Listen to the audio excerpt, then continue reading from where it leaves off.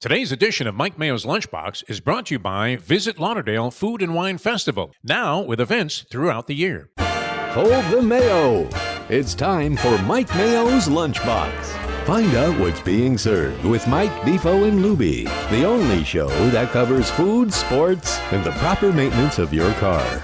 And now, a man who had the distinction of having an entire health clinic named in his honor, Mike Mayo. I want the flim flam sauce with the awesome bay with shafafa on the side.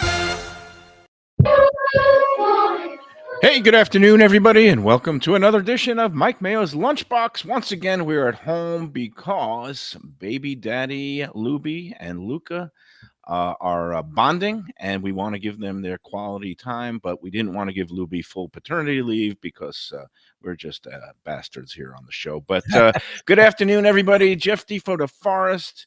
Mike Lubie, Lubitz, are those bags under your eyes? You look a little more tired today than yesterday. I got more sleep. No, I feel way better today. Really? I did way better yeah. No, I did way better last night, and Luke is doing well, and I'm really excited to be with you all this afternoon.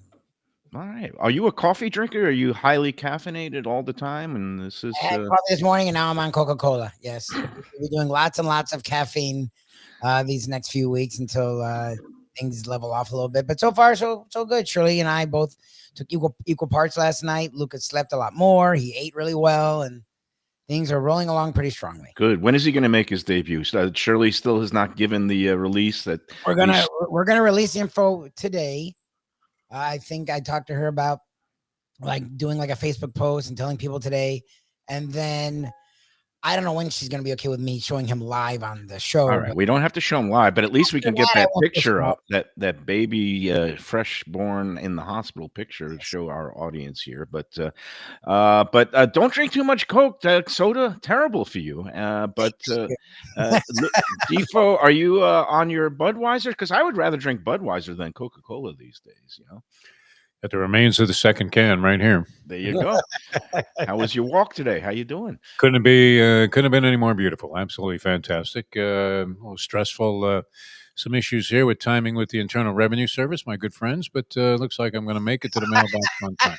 They're not throwing you directly into alligator Alcatraz. Is there going to be like debtors colonies or penal prisons or probably cost them more to put me up there for a day than I owe them? So well, it's not that bad. I mean, you got whacked. I've been putting that off. I am also the king of procrastination. I've paid my taxes. I just haven't kind of reconciled it on any kind of paperwork and forms. But in any event, well, I'm glad that is hopefully working out for you. Me. You know me, I don't drink. Well, I am drinking my second cup of coffee today, black, no sugar. And I've got my seltzer because I do like bubbly water, but I don't like all the sugar.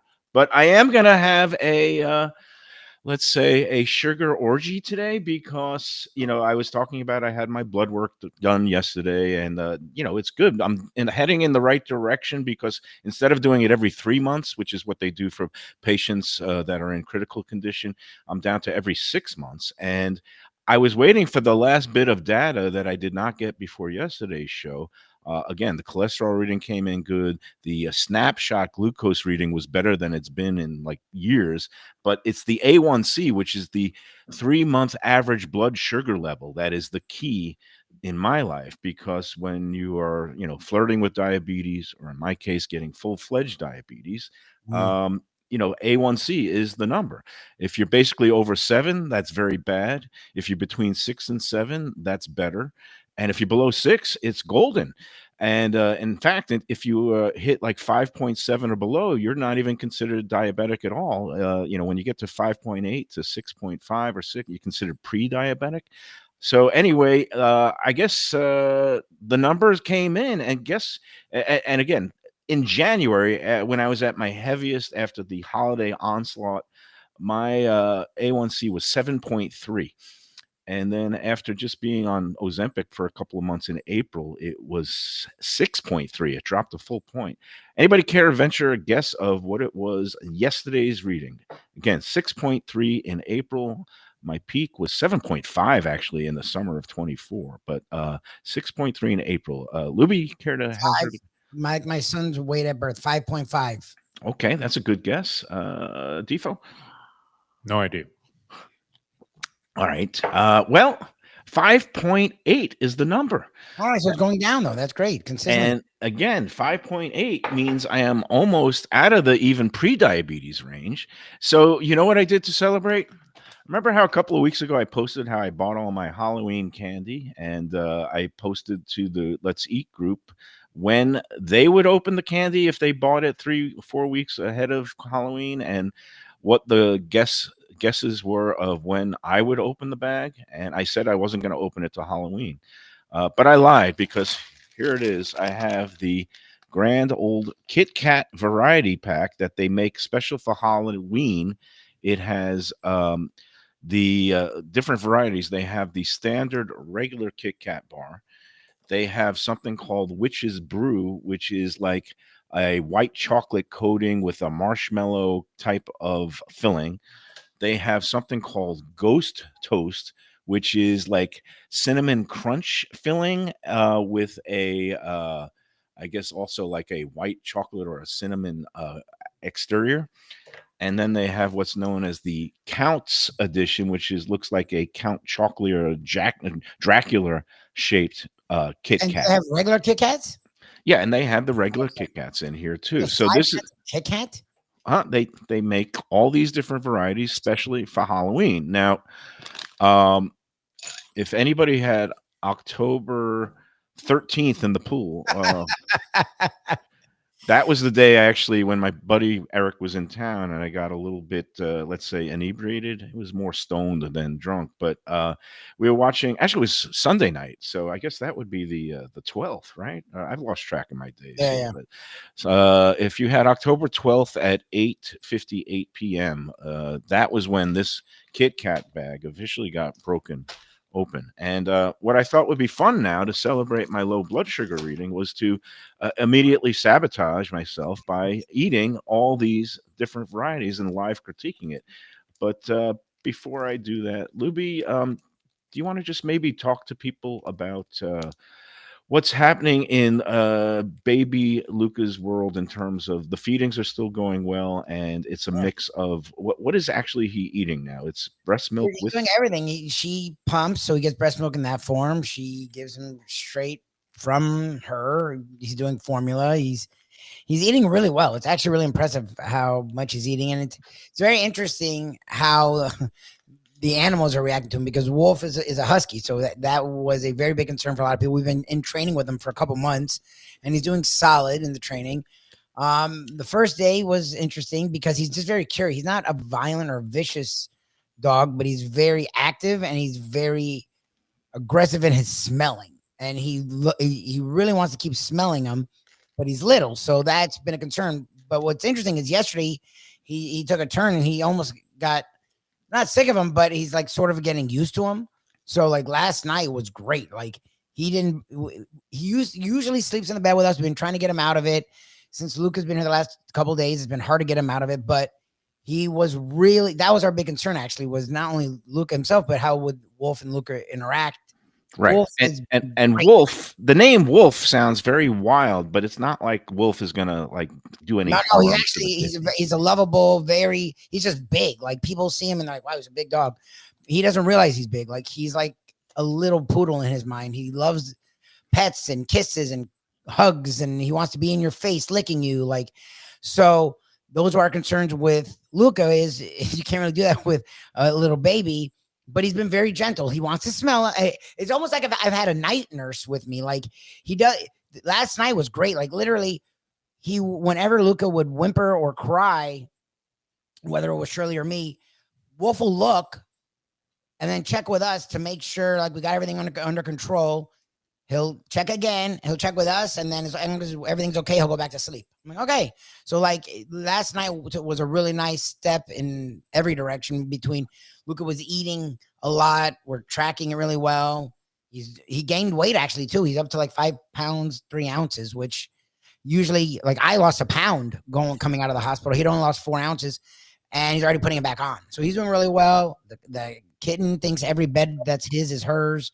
Everyone's been really cool around the house. Her family's been utterly amazing. Like her So dad. does with the kid in the bottle, has he been burping up? Does he like spit up? Is it Yeah, that? it's seriously, he doesn't. He hasn't really thrown up much. He doesn't spit up much. He seems maybe he's a Mayo more than a Lubitz or a Reyes because he holds on to his food really strongly and he pounds his food. Like he may get a little dribble, but no, he hasn't been burping up. He hasn't been throwing up. I have yet, and people keep warning us, and I'm sure it'll happen. But the getting shot in the eye, which I'm sure Defo got thrown up on while doing a freaking interview. I have yet to get peed on. Like, and we'll cover him up, but a lot of the times now I'm getting slack because he hasn't done it yet. He has yet to do spray shots, so we'll cross our fingers with that. Yeah. Well, I guess that's one of the nice things about having a girl in my Yeah, case is that when we changed the diaper, we didn't have to worry about that, and because different anatomy. But well, I'm glad that he is holding his food, and that he's putting on the weight. Yeah, he's doing well. And that's all well and good. So I'm going to live critique now. We're going to start with the Kit Kat Ghost Toast. Okay. And the way it's described is a crisp wafers in cinnamon toast flavored cream. Crunch, but I don't like white chocolate so much. Like white chocolate is so sweet. So this one is not even actually white chocolate. It looks orangish. It has an So orange cinnamon hue. toast crunch chocolate is what. Okay, and it looks orange, and I'm afraid of everything that's orange these days because it just reminds me of certain guy in DC leaders.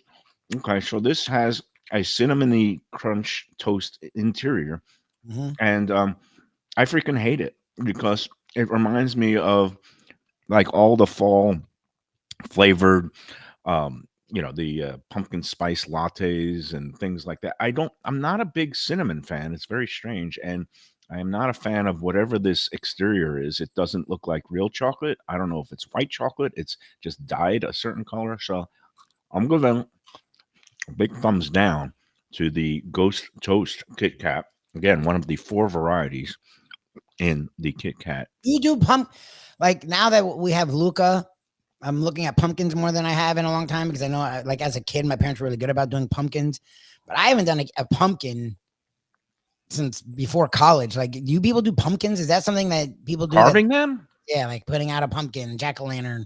I don't know. Let's ask Defo. Did you ever carve up a pumpkin or display pumpkins outside your house? Or were you ever into the Halloween decorations when you, I guess, were, a young dad? Oh, absolutely. Yeah. Carved many a pumpkin. It's an art. It's a lot of fun. Kids have a great time with it. And did you used to toast the pumpkin seeds? Because I remember that from my early youth. I used to love pumpkin seeds when you used to buy them in a little bag. Those are great. And I recall back home in Brooklyn, we would get a pumpkin. I had 2 older brothers. We would carve out the eyes. But then the worst part, and well, maybe the best part, was you would stick your hands into the gooey interior, where it's just all the kind of there's like little stringy bits, but the brains of the pumpkin. But at the seeds were at the bottom. We would just pick out the seeds literally, and then you'd rinse them off, put them in a pan. I don't even know if with a little bit of oil or whatever, but you would just kind of roast them and just roast the seeds in a pan. And that was good. So that, the pumpkin seeds, I'm with Defo. I like pumpkin seeds. Pumpkin spice, which really, they're not using the pumpkin from the spice, right? They're using all the other fall flavors like nutmeg and cinnamon and things like that, which I don't know how everybody feels about nutmeg. I'm about nutmeg, but I've never liked the pumpkin spice. I don't understand why it's such a. Yeah, why did it become a thing? And why is it? Too. I don't know. Yeah, have you tried the pumpkin spice latte, Defo? You ever go to Starbucks or have any of that stuff? Not my game at all. No. Okay. So, and one of my things is, we did a show at Cafe Max. I love, Oliver and Daryl, long time. I mean, again, they're an iconic eatery now, officially. They've been in business over 40 years. They guys have been running a great show there. But I went for a meal there, I guess it must have been almost, 7 or 8 years ago. And it was around this time of year. And one of their deli specials was a lamb chop with a pumpkin spice crust. And I got to admit, I didn't like it so much, but you gotta appreciate a chef that sometimes tries to get a little creative and stay seasonal. And I imagine that somebody liked it, but again, personal proclivities sometimes get in the way of critiquing. Like, I don't like. It was funny. I was at a food event last night with Val. It was actually Val's event, not me, because it was at the Design Center of the Americas in Dania Beach, and it was kind of like they have all these high-end home furnishing, home design showrooms and things, but it was a lot of kitchen showrooms that invited local restaurants in, and so it was kind of a showing off showrooms along with restaurants giving out some food. But then there was also a cooking demonstration, and it was a good event because Phil and Kate from the Visit Lauderdale Food and Wine Festival were out there checking nice. things out, but they didn't organize it. It was actually organized by a friend who works with Tim Petrillo and the group, but Penrod. Susan Penrod is a big publicist and in the food world. She put the event together, and but they had a cooking demonstration by Nicole, who is also involved with the food festival. And I don't know if you met Nicole, but I feel like I know Nicole. she used to be a Broward Sheriff's deputy, and then she changed careers, and she worked at a couple of restaurants, and now she does a lot of private chefing. She's been hired by a yacht, so she's going to be traveling the world on a nice yacht coming up. But Nicole is also curating the Visit Lauderdale Food Festival barbecue event, which is going to be on that Friday night, January 23rd. And Nicole is putting together all the competitors for this year's barbecue event. But she put on a cooking demonstration, and the product she was making last night was mofongo. And I have never had a mofongo that I've liked, and I know that that's probably heresy in your household, Lubie, because Yes, Shirley. Oh, you've never liked it, or you never had it? You've had it.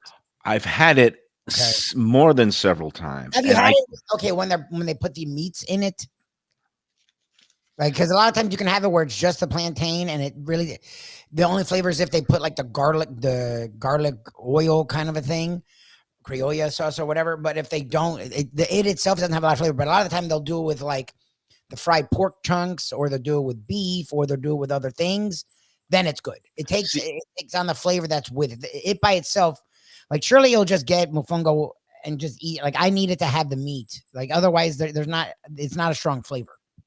So again, for those who aren't familiar, mofongo is basically made with mashed plantains. And like you said, they have different varieties where you could add meat. Every variety I've ever tried, and I've had, the straight up mofongo. I've had it with meats. I've had it, varieties, even kind of like somebody once did like an Asian style mofongo. I hate all of them. And I think it's just because I just don't like the texture of the mashed plantains. And I'm not a big plantain fan to begin with. Sometimes plantain chips are okay. Sometimes the maduros, I guess, which are served with the black beans and rice. Defo, do you have any history of plantains, and living down here in South Florida for going on 45 years or longer, I guess? Do you have much exposure with the plantain and mofongo? I don't know about mofongo so much, but I always loved the plantains when they came with any kind of Cuban meal. Absolutely phenomenal. The fried plantains, amazing. Yeah, with the banana. It's kind of similar to a banana. And it's better. I guess those chunks are tolerable. It's just never been, but when it gets ground up in the mofongo, I don't know what it is. It's a textural thing, just the same way that I hate shredded coconut. And as a critic, I always have to put aside my personal preferences and say, okay, does this dish make sense? Is it good? So I've tasted a lot of mofongos, but there's never been one where I've said, oh, wow, I've got to keep eating this, or I have to come back and have this over and over again. And I guess it just it's a cultural thing, just in the same way that I'm sure many of our Latino friends, or, Seth Gonzalez, Burger Beast, I was talking to today. I don't know how he would react if I fed him a whole plate full of gefilte fish, or maybe some chopped liver, because that's something that if you're not brought up with it, I can't imagine actually liking it. Or in Defo's case, he was brought up with gefilte fish, and Defo, if I upped it to $200, would you eat a piece of fresh gefilte fish? No interest. The man has turned down a crisp $100 bill for eating. Look, I've come around to the point where I'll eat it because it's there on Passover, but I lean Defo's way more than you. Like my wife enjoys it. Like she looks forward to it.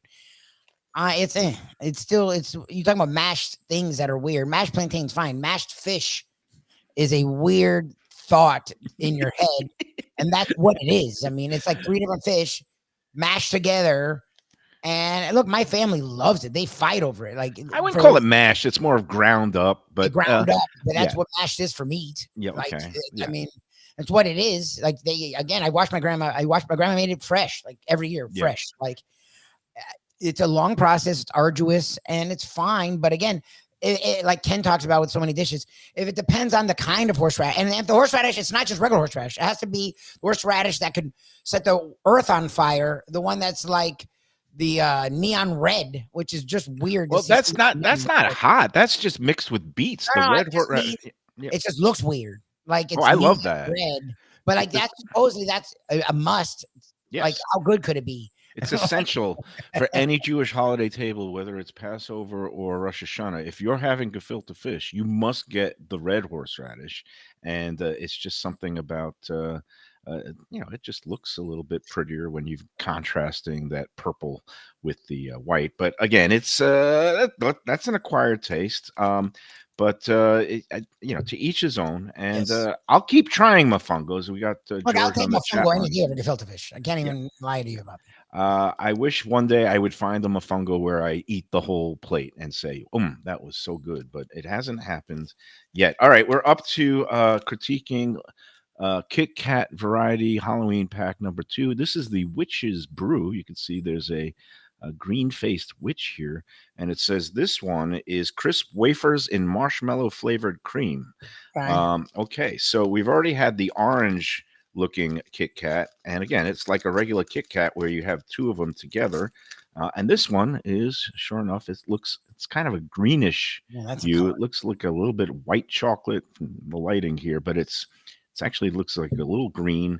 You snap it, all right, and it's got the wafer. There's a white chocolate. That's the problem. White chocolate is so sweet. It is overly sweet. Yeah, that's the thing. That's why I like Kit Kat. Kit Kat's one of the rare, like, I don't know, candy bars, whatever you call it, that's not overwhelming. Yeah, so it's not 80 different things. It's chocolate wafers. Like, it's simple, it's solid. Like, the white chocolate would ruin it for me. This one I'll say is much better than the toast than cinnamon one, but it's overly sweet, so I'm gonna give that one a thumbs down. Now we get up to, this is an interesting one. This is, they call it the Counts, and it basically is a singular, instead of being a twin, which is the signature shape of the Kit Kat. This is just a single mass of a guy that looks like Dracula, so they call it Counts. Okay. And I'm guessing that it's just a plain old Kit Kat in a different shape. And I'm going to take a bite right from the head. Oh, yeah. Yes, yeah, Kit Kats is good. Kit Kat, you don't need that. Yeah. This is a regular Kit Kat yeah, in just a different form. And what I like about this, aside from the fact that I could feel my A1C level rising right now, it's a wider, chunkier thing. So instead of going those thin, crispy ones where you break it apart and you have it gives a much fuller Kit Kat flavor. And I guess I gotta ask at this point, when you eat a regular Kit Kat, and this is bringing up the rear, is just the regular Kit Kat, which everybody is familiar with and knows. And I don't know anybody who doesn't like a Kit Kat, but it's solid. Do you usually eat it where you snap it apart and give one to another person, or eat it one at a time? Or do you also eat it just like a double wide trailer and just like like that? I snap them. I need You both. snap them. I snap them and eat both of them. People share. They're not that big. So you eat them one after another. You don't eat them concurrently. Yeah. I've never even seen people eat it like that. I've never even seen people eat it like that. Well, I usually don't. I wouldn't have thought of doing it like that until I had the count, because I really do like this, just like a wider, fuller Kit Kat experience. So, well, I'm going to rank the count one number 1, regular Kit Kat number 2, the Witch's Brew number 3, and the Ghost Toast number 4. In fact, I think I'm going to hoard all the counts for me, and I'll give out all the crappy ones to the kids when they come to the neighborhood.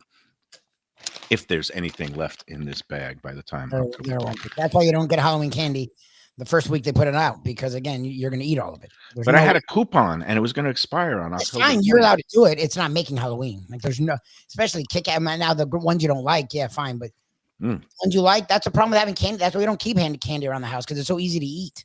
You can just grab one. I'm having one. That's only 2. Oh, it's 3. But throughout the day, you've had 14. You know, like that's the problem. That it's so easy to eat that we just don't even keep. I wait till like the day and again, the whole prices thing. Walmart doesn't change the prices or like whatever it comes out as is what it is.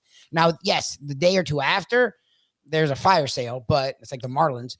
But like leading up, whenever you get it, it's the same price. So I usually do it like the day before, because there's keeping that in the house is like the worst thing. Shirley gets mad at me if I bring that in the house. Well, the good news is I don't have another round of blood work for 6 months, so I could eat as much as this as I want.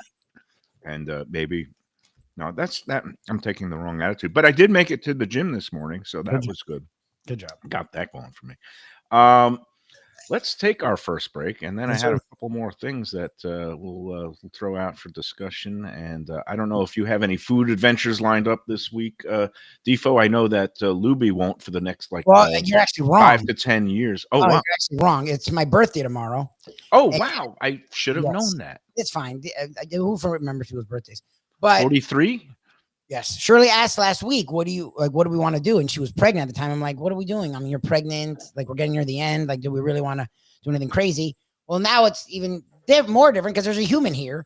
But because we've started to settle in, because our families have been ridiculously great, not only just with the house, not only with us, but they're really good with Luca, that it's starting to get Shirley to like be confident in like going out for a couple hours.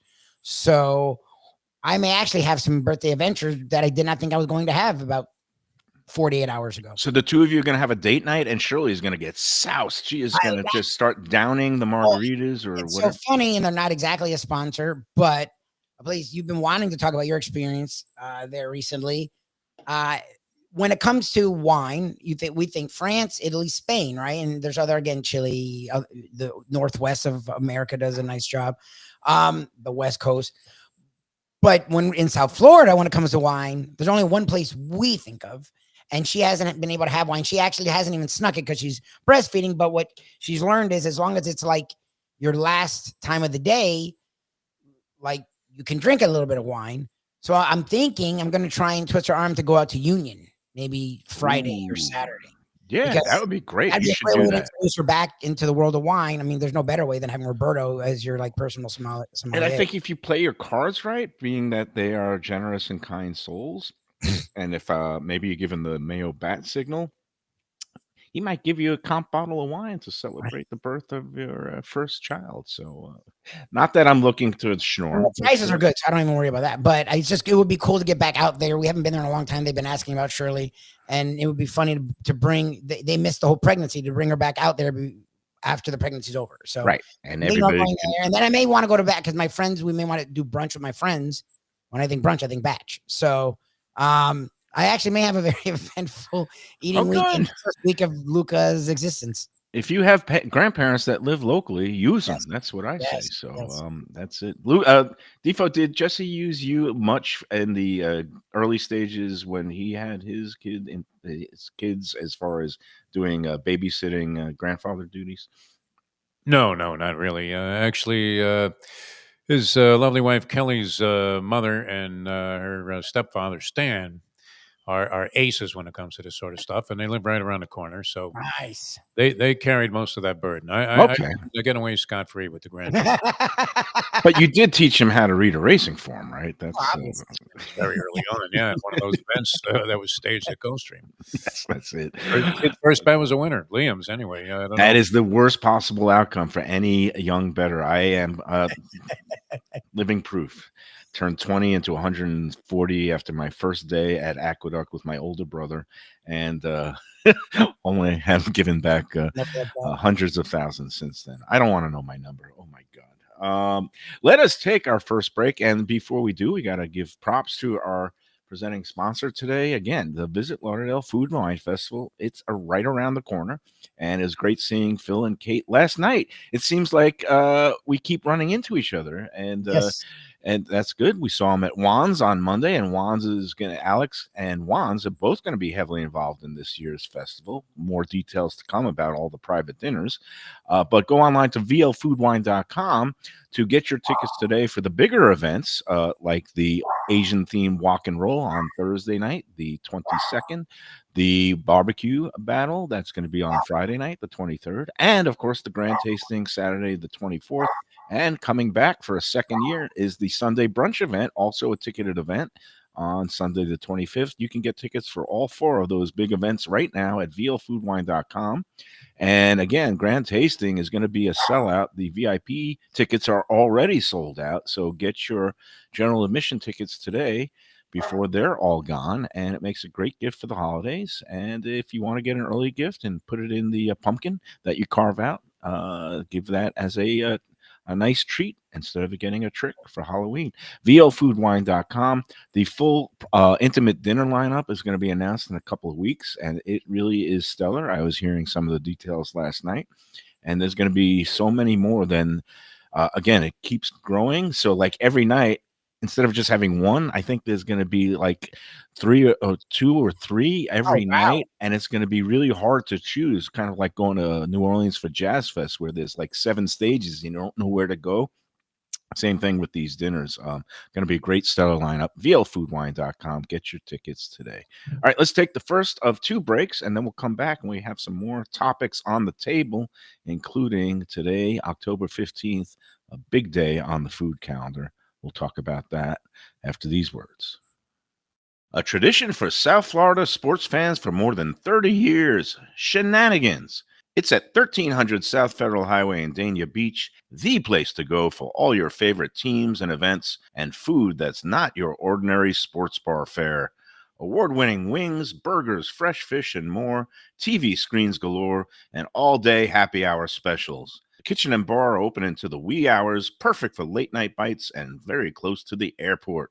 For playoff action, football season, and a good time anytime, Shenanigans. Great seafood and more at Mignonette, Miami. It's in the Edgewater neighborhood at 210 Northeast 18th Street, close to the Arch Center and Heat Arena. Mignonette is open every day for dinner, and it serves the freshest fish and raw bar items with a daily selection of the finest oysters around. Chef owner Danny Surfer and his team are eager to please. Mignonette is Michelin Guide recommended and Lunchbox approved. For reservations and information, go to mignonnettemiami.com.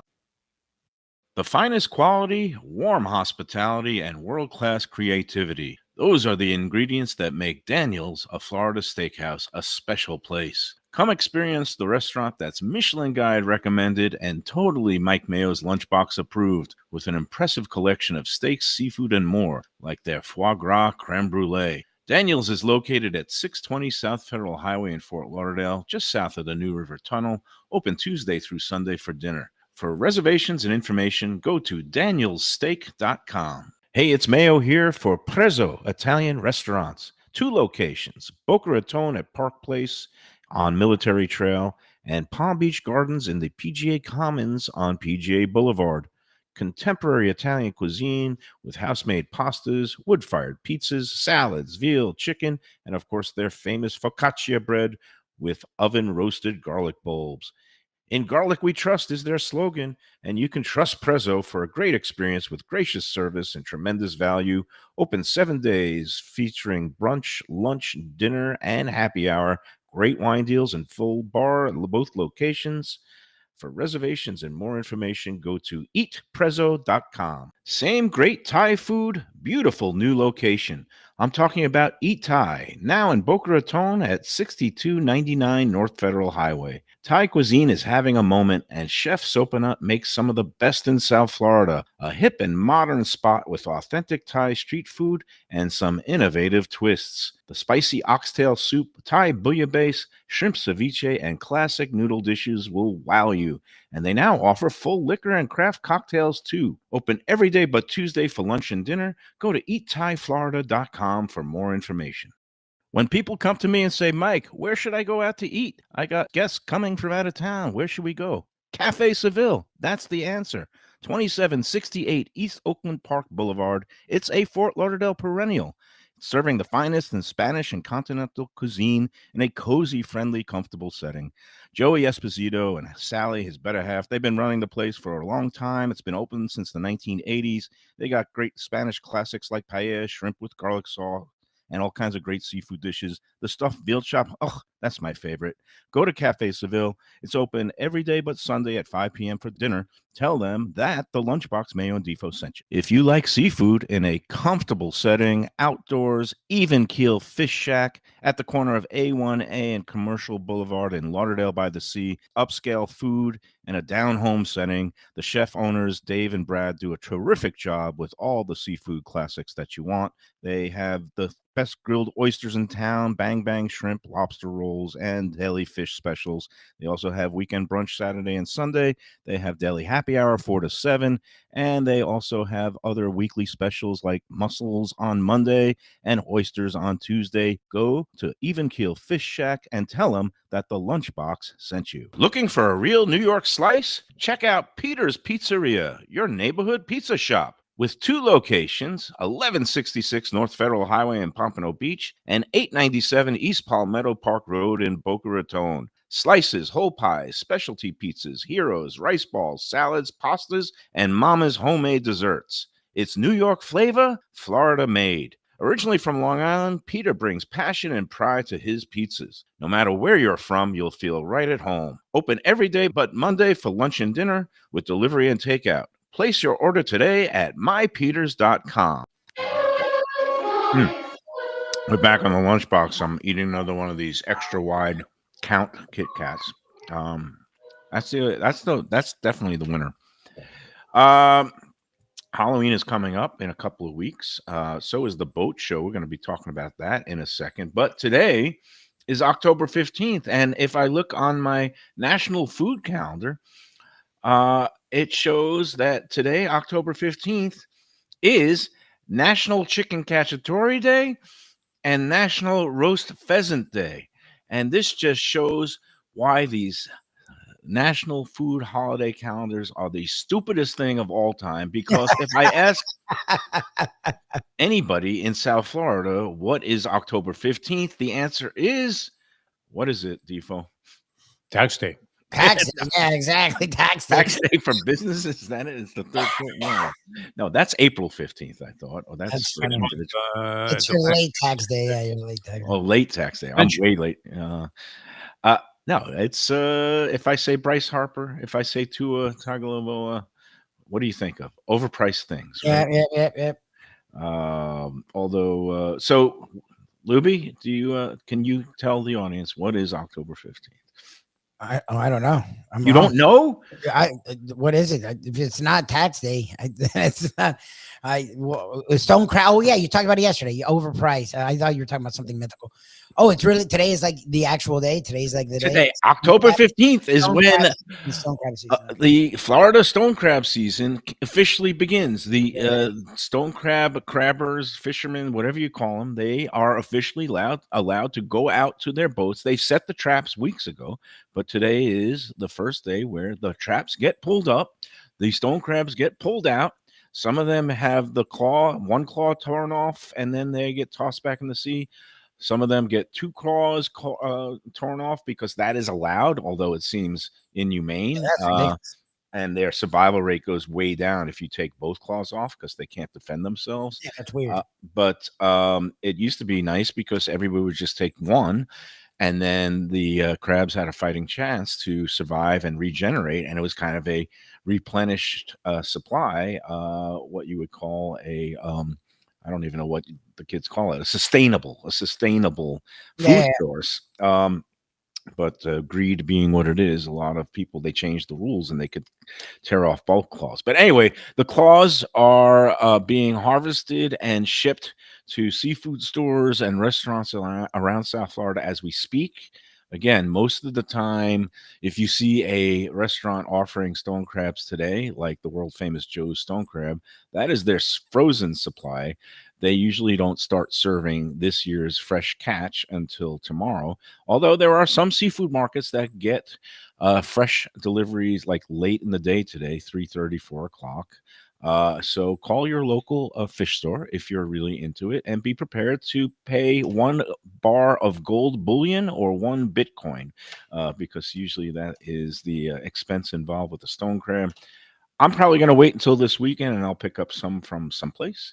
But it is a harbinger of better days ahead in terms of the cooler weather and all these other things. So if you Yep. are celebrating, enjoy your stone crab. And I prefer mine with, you got to have the classic mustard sauce.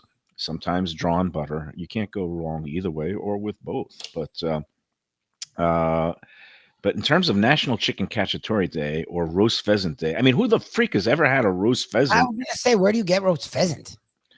In America, is that even a thing? You get it in America? Like that feels like something that would be England, or like I want like a Downton Abbey. Like where would you get roast? Like we do quail and corn, game hen, fine. But where would you get pheasant? Is that something that you can find here? I've never heard. We've been to some really nice places. I know you guys have eaten at. You've eaten at a place. It was $2,000 a person or whatever the hell. Like you didn't mention pheasant. I've been in New York City. I've been in San Francisco. Like where do you get pheasant? The same as quail, or is it a different I kind don't of know. animal? You're asking us. You're Mayo. This is literally your realm. Ridiculous food items. Yeah, I'm gonna Google it right now. Is pheasant quail? Because if it's quail, then we actually had some quail just the other week, or actually I did at that NK Vietnamese kitchen in Hollywood.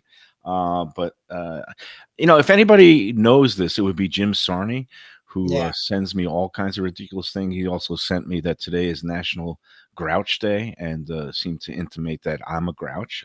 I deny the charges. No, a quail is not a pheasant, but they are closely related and belong to the same bird family, Phasianidae. Phasian. I don't even know how to spell it. They are distinct species with different sizes, colors, and habitats. So, no, a quail is not a pheasant, and no, I will not be eating pheasant on National No. Pheasant Day. But I love chicken cacciatore. I was actually going to ask you though, where would you get? Like, what place offers it? Like, once in a while you'll see it as a special, but I know it's an Italian classic, but it's rare to look on a menu and see chicken cacciatore. I actually have the answer for you, but let me Okay. first throw it to Defo. Do you like chicken cacciatore, and do you have any places that you get it, and do you prefer it on the bone or boneless chicken cacciatore? A lot of questions there. I do like chicken cacciatore. It's one of my favorite dishes.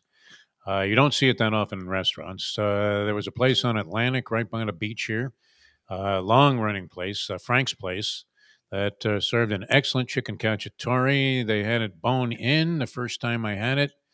I didn't realize there were bones in there. Oh, ouch. A bit of a dental experience, but nonetheless, I came to really become accustomed to it. I really like the way they did it, and anytime you can get a good chicken cacciatore, I think it's a plus.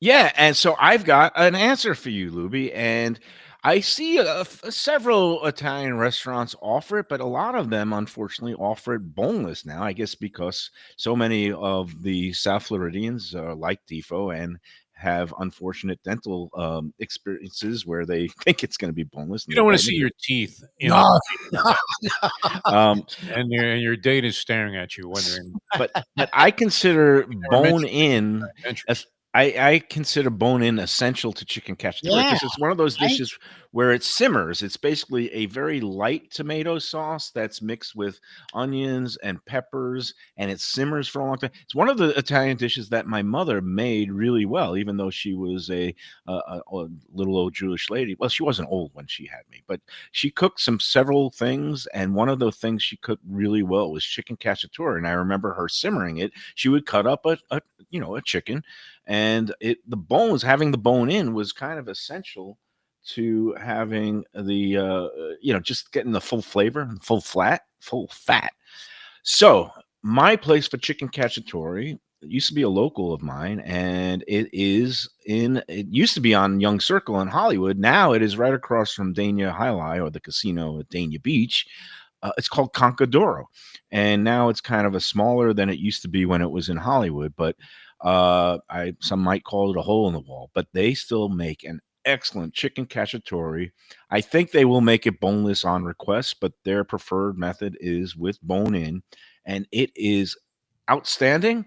And when my mom, God bless her, was alive, she every so often she would request the chicken cacciatore from Concadoro as a meal. For her. And again, she would go to town on it and just leave it nothing but the bones. She would Okay, get so let me every ask you, like, but they're cooking it with the bones, right? And yeah, they're just, they cook it. you know, Bone. when you dish it, it's probably easy. It's probably not that hard to take it off like the bigger bones and give it to someone without. But to me, isn't that like a key part of it that it has to have the bones when you're making like that's Yeah, that's but they don't remove them. If you go to a lot of places and they serve it boneless, all they're doing is cutting up chicken breast and simmering it in that same sauce, but without the bones. So, like you said, it's missing a key component to add the flavor, which is the bones for the simmering. I wouldn't want to be where Defo was and have no idea what the dish is. That's a different story. I'm like, that's like violent. But Well, they usually tell you like, "Hey, be careful." they're supposed to, yeah, they always, that's what I'm saying. Like, I know what it is, but I remember the first time I had it, someone explained to me, oh, no, chicken cacciatore, has bones, which is fine with me. I don't care.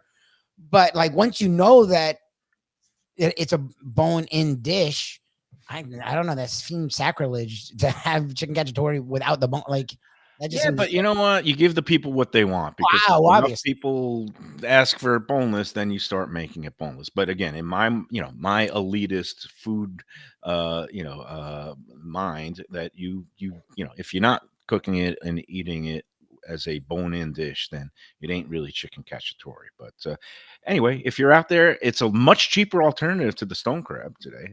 Oh, That's yeah. for sure. So Chicken cacciatore is great. yeah. So, and if you do find a pheasant and eat a roast pheasant for, actually, I bet Jim Sarney, please, Jim Sarney, go out, find the pheasant today and send me a picture of it later and we'll give you kudos.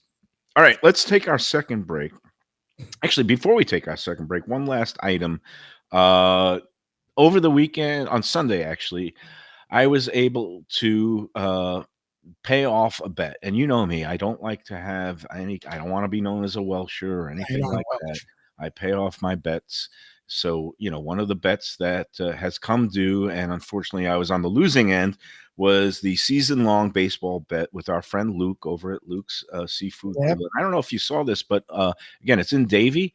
And Luke got really nice recognition over the weekend because the Sun Sentinel, they wrote a story about there's, I guess, a investigative consumer protection group that goes around and surveys places when it comes to seafood and potential seafood mislabeling and fraud.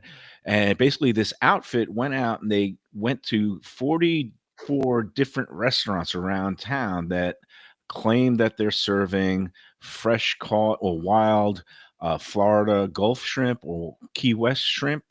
And they did DNA testing and they found that of the 44 that they sampled, basically only 5 places actually were serving fresh Florida Gulf Key West or Gulf or Key West shrimp. And one of the 5 places that is doing it right was Luke's Seafood Grill. Oh, nice. Okay, Yeah, did you see this? This is a front page story in last Sunday's Sun Sentinel. Oh, that's great. And I guess the other interesting part, so 39 out of 44 had mislabeled or basically were serving Asian farmed shrimp instead of local shrimp. Now, this outfit that was doing this testing did not reveal the bad actors, and their reasoning was interesting. They said because it might not necessarily be that they were the ones that were pulling the fraud, but maybe purveyors and places that these restaurants are getting the shrimp from are telling them that it could be not necessarily the restaurant's fault and that they might not be the ones that are doing the bad stuff. It might be coming from the distributors and the purveyors. So for that reason, they didn't identify the 39 places that did not have the actual local shrimp. But among the 5 places that did, it was interesting because one of them was Evelyn's, which is at the Four Seasons Hotel, a very fancy, well-regarded hotel restaurant that I always sing its praises. And then there's a place in Dania called Grumpy Gary's. It used to be Dockers. They also are serving the actual wild, fresh Florida shrimp. I forgot the other two, but it was basically but Luke's is one of them. So congrats to Luke's. That's And great. when that came out, I happened to just see it on the same day that I was going to deliver his bottle of Michter's Rye, which he won because we did that season-long prop bet of who's going to finish with more wins, the New York Yankees or the New York Mets. Mm. And lo and behold, I mean, the Mets had the best record in baseball at the end of May. And actually they were ahead of the Yankees most of the season. And actually, Luke sent me a text in the middle of August after the Marlins swept the Yankees and conceded and said, "That's it. I'm ready to get you your bottle of rye." And I was like, "Not so fast, my friend. No, We're you're dealing with the smart. Mets here." And what happened to the Mets? Have you spoken to your friend Ira lately, Defo? Has he absorbed what happened this season? I don't think he's surfaced since the last week of the season. It was ugly. Not only did they just like finish the season with, almost a worse record than the Marlins, and they had like almost the worst record in baseball after the All-Star break, but they had a chance to still make it into the wild card round if they just win the last damn game of the season. And what happens? They lose to the Marlins, and that meant I had to. Well, I was way behind in the win column, and so I did deliver the bottle of Michter's Rye to Luke on Sunday. I saw him and Roxy, and they're doing well. And again, it's hard for these smaller restaurants, particularly in the summer months. But it was good to see him. But then he looks at me and he goes, "Oh, sure, you had to wait until the Yankees were knocked out of the playoff to come and pay off the bet." And I just looked at him. I said, "Yep, I'm an asshole." Pretty much. So I said, "Let's go, Toronto." And yeah, the Blue Jays had knocked out the Yankees, but he gets to salve his wounds or drown his sorrows with a nice bottle of rye. So it was good to see Luke's, and congrats on congrats on being honest. That's where we are in America. I mean, he is. He's a guy. Yep. And again, people like they say, "Oh, it's so expensive." Well, yeah, good seafood ain't cheap, and cheap seafood ain't good. And he's doing things the right way, and that's one thing that we love. We'll get back in there again soon. And he's a former sponsor, and it's tough being a mom and pop shop, a small place. And, Summer. but I still sing his praises, and He's he was great. nice enough to give me a consolation runner-up prize, which is a big, nice box of the jambalaya that he had. Nice. Had that for a little Sunday brunch appetizer. So thanks again to Luke's in Davie. All right, let's take that second and final break.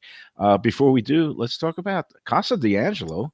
Casa D'Angelo has 3 locations. There's one in Boca Raton with Chef Ricky. There's one in Aventura, right near Gulfstream Park. And then the flagship location in Fort Lauderdale, right there on Federal Highway above Sunrise Boulevard. And they've been there for, it's almost 27 years now, 28 years. Angelo Elia stands for nothing but quality, hospitality, great service, great wine. If your upcoming plans include a birthday or a special celebration, then I would definitely highly recommend Casa D'Angelo. They have all kinds of great wine dinners coming up, and white truffle season is right around the corner. They do some special dinners for that. You want to book that? Go online to their website, casa-d-angelo.com, and make your reservations today. I think there's a couple of wine dinners coming up in the next couple of weeks at all 3 locations. It's going to be a great time. Casa D'Angelo. Tell them the Lunchbox sent you. All right, let's take the second break. We'll come back to wrap up this edition of the Lunchbox after these words. Hey Lunchbox fans, is it time to sell your business? You've poured your heart and soul into your restaurant or business, and you want to see continue the legacy you have built. Transworld can help. Call me, Andy Cagnetta, at Transworld Business Advisors right now and see if it's time for you to retire and relax. Iconic brands like the Mai Kai, Mulligan's, Carlos and Pepe's, Mangoes, and many more turn to Transworld to help sell. Contact Transworld on Facebook or call 954-772-1122 or visit tworld.com. Again, that's 954-772-1122 or tworld.com. When I'm looking for some wicked good food for a wicked good lunch, there's only one place to go. That's Wicked Cheesesteaks in Fort Lauderdale. It's at 4824 North Federal Highway, just south of Commercial Boulevard and across from Holy Cross Hospital. My friend Brian there, he will hook you up with some really tasty treats. They've got cheesesteaks, just like the best you can find in Philly, along with lobster rolls, because that's where he's from, Maine originally. And they have wings and pizza and everything you want to have a really good time. Wicked Cheesesteaks. They're open every day but Tuesday. Check them out online, wickedcheesesteaks.com. Tell them the Lunchbox sent you. Guess who's back and better than ever? Juan's. For the best in classic old school Chinese cuisine, a family run South Florida favorite since 1966. It's at 664 North Federal Highway in Fort Lauderdale, open every day but Tuesday for lunch and dinner. Chef Alex is carrying on the family tradition that started 4 generations ago. It used to be known as Christina Juan's Mandarin House, and you're going to love it as Juan's. They've got all your favorites: wonton soup, spare ribs, egg rolls, dumplings, Peking duck, and more. Combo lunch specials daily and takeout and delivery. For more information, go to their Instagram page at juans.fl. If you're looking for a great place for steaks, seafood, and more, go to Tropical Acres Steakhouse and Butcher Shop. It's at 2500 Griffin Road in Dania, just west of I-95 and the airport. They've been there a long time, since 1949. That means they're doing something right. You'll get old school hospitality from the Studiali family, along with great value, tremendous service. Of course, you could also go into the bar for happy hour every day, 4 to 6, and they have great value all night long. Also, a butcher shop that's open every day from 10 a.m. to 6 p.m. except Sunday. The dining room is open every day at 4:30 except Sunday. Go to Tropical Acres. Tell them the Lunchbox sent you. When people ask me about the best restaurants in South Florida, Casa D'Angelo is always at the top of my list. First-class dining, top-flight service, elegant atmosphere, and chef-founder Angelo Ilia is legendary. The flagship in Fort Lauderdale has been serving the finest Italian cuisine since 1997, with other locations in Boca Raton and Aventura. As Angelo himself says, they have an unwavering commitment to unparalleled quality with meticulous attention to details. It's so good, with house-made pastas, pristine seafood, unique meats like elk chops and bison, and seasonal specialties including fragrant fresh truffles from Italy. All locations open 7 days for dinner. Reservations recommended. For a special occasion or any occasion, Casa D'Angelo. Tell them Mike Mayo sent you. Delicious Mexican food with innovative twists. Margaritas with a medley of tongue-tingling flavors. I'm talking about Taco Craft, Taqueria, and Tequila Bar. The place to go on Taco Tuesday and every day. It's located at 510 North Federal and Highway in Fort Lauderdale, and also in Lauderdale by the Sea at Plantation Walk and Coral Springs. Taco Craft has specials every day, including bottomless drinks for a Sunday brunch and Taco Tuesdays with their $4 premium tacos, including their new burrito tacos with bone marrow broth. Oh, it's so good. They've even made a taco lover out of me, and they've got so much more, including fajitas, that open-faced smashed cheeseburger tortilla that's new, and a guacamole sample that's an explosion of flavors. The kitchen is open late. There's delivery and takeout. For more information, go to tacocraft.com. Tell them Mike Mayo, the Lunchbox, sent you. All right, we're back here on the Lunchbox, and before I forget, this weekend, big weekend coming up at Gulfstream Park. We're going to be out there on Friday, and it's going to be nice to have Tony Segreto back in the fold. I saw he's back in town, and I told him to come on out and join us Friday, and then also, if he wants, on Sunday, because Sunday we're going to be having our seasonal Lunchbox Brunch Bash. And I want to put a reminder out there to all the contest winners. There's a bunch of you out there who have not redeemed your prizes yet, and this would be the perfect opportunity to come on out this Sunday starting at noon. We're going to be out there enjoying the great Sunday brunch buffet they have, along with a full day of racing, simulcasting from Keeneland. It's going to be fantastic. And if you've won the contest, I know a couple of recent contest winners are going to be out, including our friends Amy Morantz and Steve Eckert, and also the Mains with their mother-in-law, Dorothy Morell. But if you're a contest winner, or even if you're not a contest winner, because we're going to be offering a special discounted rate of $44 per person plus tax and tip, that's a great deal for an all-day buffet. I mean, you don't have to leave after 2 hours. You get one mimosa included.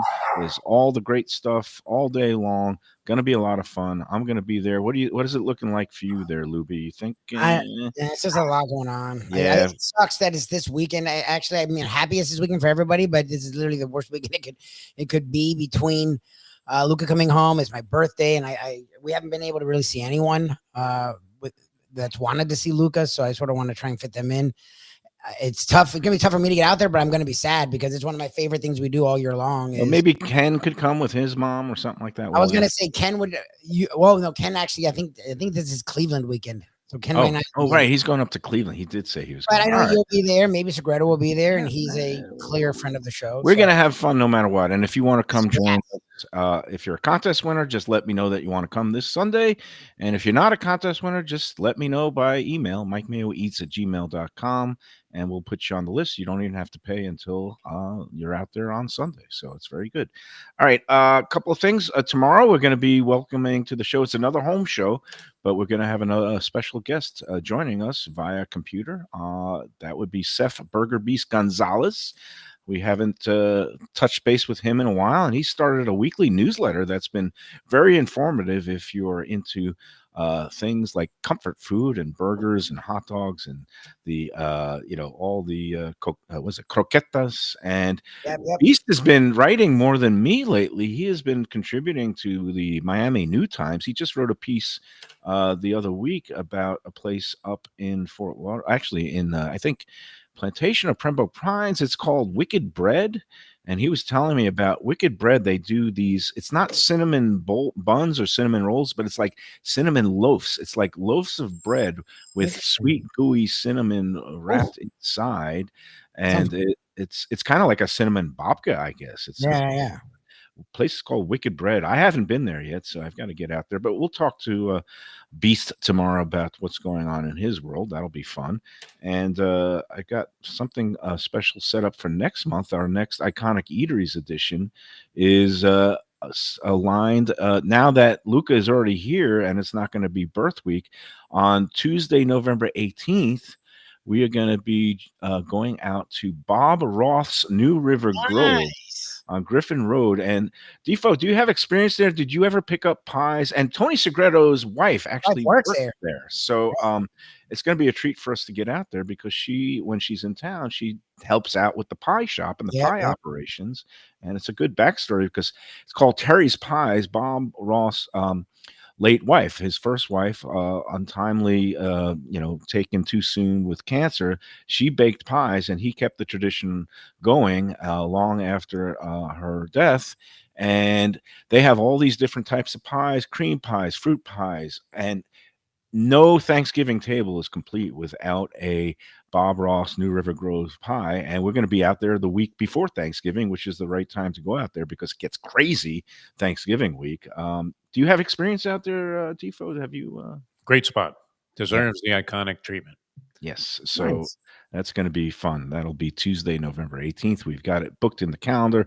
Bob Roth, his own self, will be out there. I think his daughter runs the shop now. He spends a lot of time up in Central Florida where he has a farm up there, but he'll be in town that week. I believe he's 82 years young, and he's a really great guy. Very, very civic-minded, altruistic, does all kinds of great stuff with the youth groups and special needs kids and all that. But we'll talk about that more with him. All right. I think we're out of time for today. We've done all our business, but we didn't get to one of the topics, which I just threw out onto the Let's Eat group. We'll talk about it tomorrow. But I threw out a hypothetical, and I could hear Don Shula growling from the grave, like, I don't answer hypotheticals. But did you ever get that, Defo? Because young punk Mayo reporter, I would always say, well, if this, he goes, I don't answer hypotheticals. But I threw out a hypothetical, which is, if you had an old friend coming to town for the Fort Lauderdale boat show, like if he was coming to Fort Lauderdale for the first time, and he says he wanted to go out to eat 5 nights in a row, and he's buying, and he's going to take you out to dinner 5 nights in a row, what are the 5 restaurants that you're going to take him to? And getting some good responses out on the group. And it's one of those things that gets tricky because it's like there's some great value places, but I don't know if I take this guy to the value place because you want to hurt him in the wallet, or go to the places that are really, upscale and special. Well, I like that you frame it that way because if you take money out of it, it may open up more places for more people. Yeah, and I've got a list even with the value equation. I mean, it's like Heritage is so great, and Seville is so great, and Union Kitchen and Bar is great value. But those are all really good restaurants. So I'm wrestling how to get it down to 5, but I did put a picture up on the Facebook group of the beautiful, I guess it was the porterhouse or ribeye on the bone steak from Daniel's, a Florida steakhouse. And Daniel's is definitely like Daniel's is on my list. And there's a lot of steakhouses around town now, and that's the other thing. I'm kind of weeding it out. Like if you got to go to one steakhouse, I would take the friend to Daniel's. Well, especially since you said today is stone crab season, you definitely got to go to Joe's. If it's on someone else's dollar. No. Well, here's the thing. I did put a geographic limitation on it, which of course nobody paid attention to because nobody ever does in the group. But I said within a 5-mile radius of the boat show, which is down at the Bahia Mar property in Fort Lauderdale. So I'm keeping it to kind of a tight 5. I'll bend it to 7 miles circle around, but that would include places like Seville, Union Kitchen and Bar, Heritage, the Catherine, Ukiah, Daniel's, Runway 84, and I've already listed like 7, so I'm already in a conundrum.